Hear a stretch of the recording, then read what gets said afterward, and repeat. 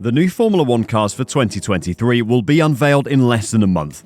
It's the second year of the new generation of ground effect cars, and this year's cars will be slightly different in several micro areas due to technical rules modifications.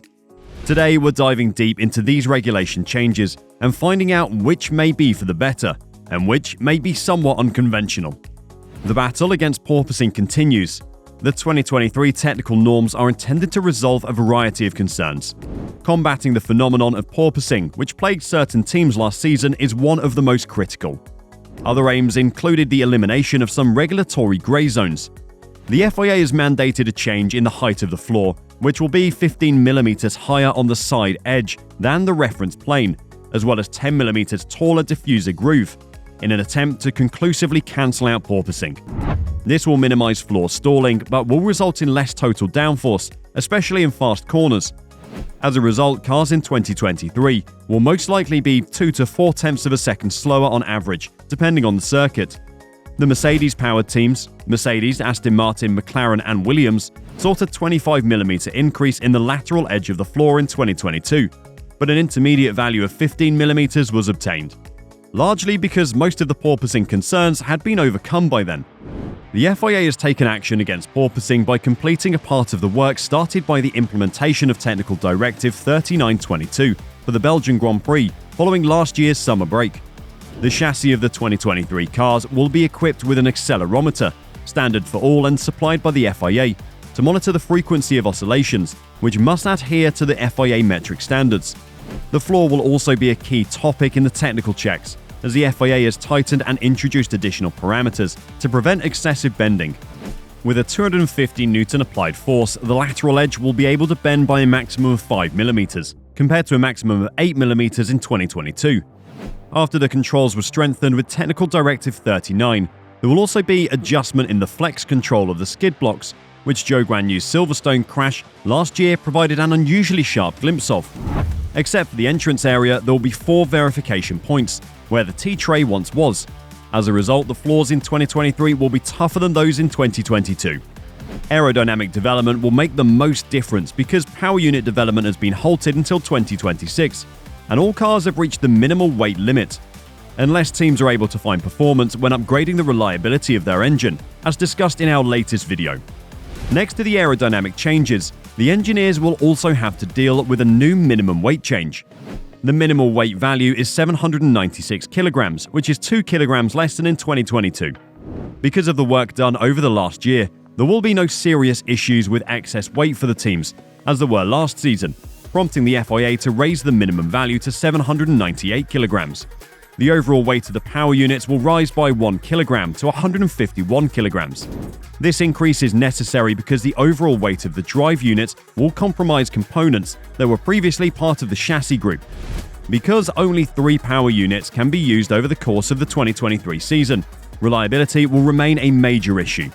Petrol temperature management will be less restrictive, as the fuel can be cooled by up to 10 degrees centigrade if the ambient temperature is less than 30 degrees centigrade. To prevent internal pressures from surpassing 1 bar, a relief valve will be fitted inside the tank. Wings, like those controversially launched by Mercedes and Aston Martin in 2022, will no longer be seen. The wording that comprises the set of rules and technical limits for F1's new generation of cars has been written in such a way that engineers must work using 3-dimensional models that are then authorized by the FIA Technical Office. Because it was important to obey curves and volumes in order to shape the cars with ground effects, this should have severely limited the engineers' creative inventiveness. However, we saw some teams last year utilizing solutions that bent the spirit of the regulations when it came to the FIA's goal of clean and uncomplicated aerodynamics that minimize dirty air. The rear wing created by Aston Martin for courses that require a lot of downforce is one option that the FIA has explicitly deemed unlawful for 2023. The engineering team, led by Andrew Green, researched geometrics to reproduce the flow bundling effect that happened above the rear wing edge of the cars before 2022. End plates that protruded beyond the main plate were oddly fashioned to meet the regulation's concavity and convexity requirements. This prevented the flow from dispersing to the sides of the main flap, maximizing the downforce impact. Mercedes' distinctive front wing end plate design, which included a solution that expanded the sidewalls to boost the outwash of the airflow, was less radical than Aston Martin's. The space between the side skirt and the flap will no longer be able to be curled to form an outlet channel for the flow outwash. Mercedes launched this approach in Miami last May and kept it for the rest of the season, with Alfa Romeo copying it in part towards the conclusion of the season. It will be more difficult to develop solutions that exploit grey areas of the law because the FIA is exploring every possible technique to avoid teams constantly producing aerodynamics that create penalizing vortices for the car following closely. The budget cap baseline amount will be reduced to $135 million, making it critical to spend resources on solutions that are functional in development and can be utilized indefinitely without fear of being outlawed. And last but not least, the FIA tackles the ongoing safety issues once again.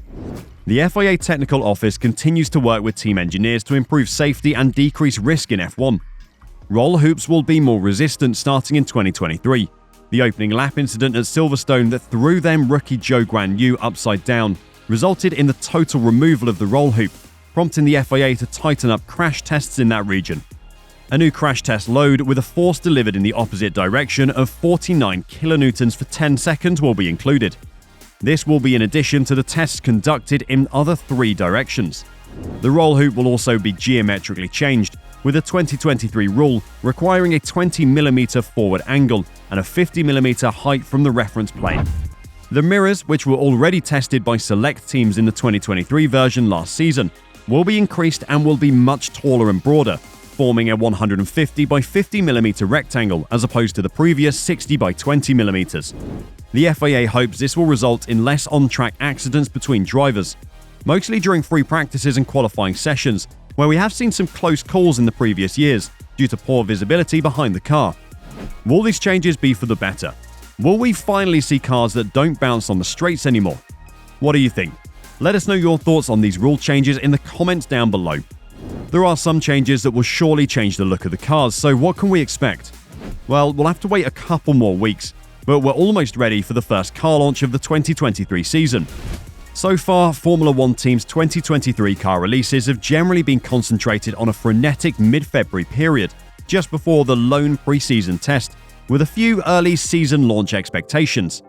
Red Bull is presently on track to be the first team to host a launch event, which will take place in New York on February 3rd, but it is unclear whether the actual 2023 car will be there, or just this year's livery.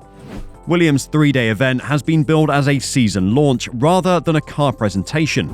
The team will unveil its 2023 livery during an event at its Grove headquarters, when team executives and drivers will discuss the upcoming season, but the actual new car will not be revealed until closer to pre-season testing. On February 11th, AlphaTauri will unveil its 2023 concept car, revealing its new season livery in New York, like Red Bull, but also promising to provide photographs of its actual vehicle. 2 days later, Aston Martin will hold its debut event at Silverstone, while McLaren will reveal their car at its Woking headquarters, with a media gathering on the same day. The Ferrari car will be released on February 14th. It's holding an event at its Maranello headquarters, its full-scale launch rather than an online stream, since its theatrical debut in 2020. The W14 will be unveiled on the 15th by Mercedes. Alpine will unveil their new car on February 16th. The A523 will be unveiled at a nighttime event in London. There are no dates yet for Haas and Alfa Romeo, but they will most likely reveal their cars during the first weeks of February. Which of the cars are you most excited about? And do you think we'll see major improvements during the launches? Or will the teams be sending out a decoy car with just a new livery? It will be interesting to see what the teams have done to abide the new rules for the 2023 season, and to see during testing if the budget cap is finally bringing the field closer together. So will we see the likes of Alpine, McLaren, or even Aston Martin at the front of the grid in 2023? Let us know your thoughts in the comments below. We for sure can't wait to see what the cars will look like. Make sure you subscribe to the channel so you're always in on the latest F1 news, and we'll see you in the next video.